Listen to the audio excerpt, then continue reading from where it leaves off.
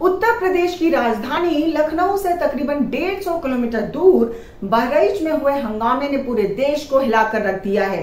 दुर्गा मूर्ति विसर्जन के जुलूस के दौरान ऐसी हिंसा भड़की कि देखते ही देखते पूरे जश्न का रंग लाल हो गया, जिसके बाद इस वक्त बहराइच और बॉर्डर के हालात करीब करीब एक से ही हैं।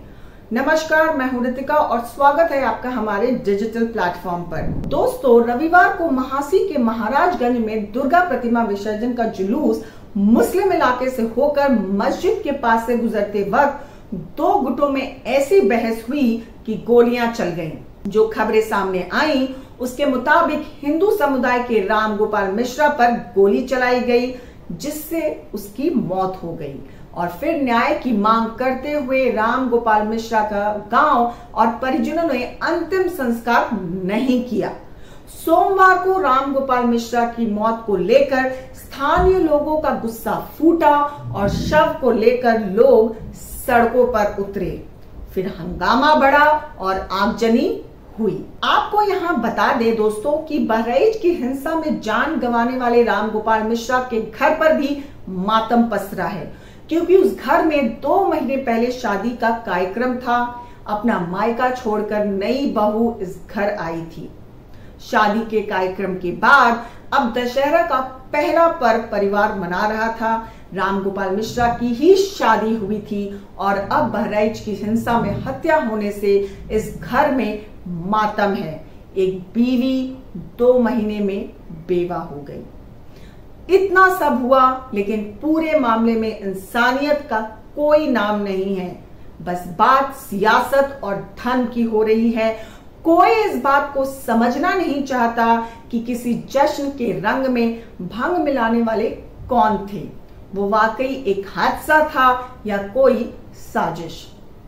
नेताओं का क्या है, मुद्दा मिला तो सरकार को घेरने के लिए अपने सियासी हथियार उठा लिए और जंग के मैदान में कूद पड़े, जिसमें कांग्रेस की सुप्रिया श्रीनेत ने तो सीधे योगी सरकार को कटघरे में खड़ा करते हुए अपने तरकश से तीर निकालकर दाग दिए। कुल मिलाकर सुप्रिया ने कानून व्यवस्था पर सरकार का एक एक धागा खोल दिया, एक एक बात गिनाई। सुप्रिया श्रीनेत ने यूपी की कानून व्यवस्था पर जोरदार निशाना साधा। वहीं बात करें आर्मी भीम के मुखिया चंद्रशेखर आजाद की, तो उन्होंने सीधे सीधे योगी को राजधन का पाठ पढ़ा दिया। उन्होंने ट्वीट करते हुए लिखा कि भाजपा शासित उत्तर प्रदेश के जनपद बहराइच में मूर्ति विसर्जन के दौरान प्रशासनिक लापरवाही के कारण पूरा जनपद आग की लपटों में जला। योगी आदित्यनाथ को बोलते हुए उन्होंने कहा, जी आप जिस पद पर हैं उस पद की संवैधानिक गरिमा होती है। मेरा आपसे निवेदन है कि आम जनता को अपनी हठ धर्मिता की भेंट ना चढ़ाएं।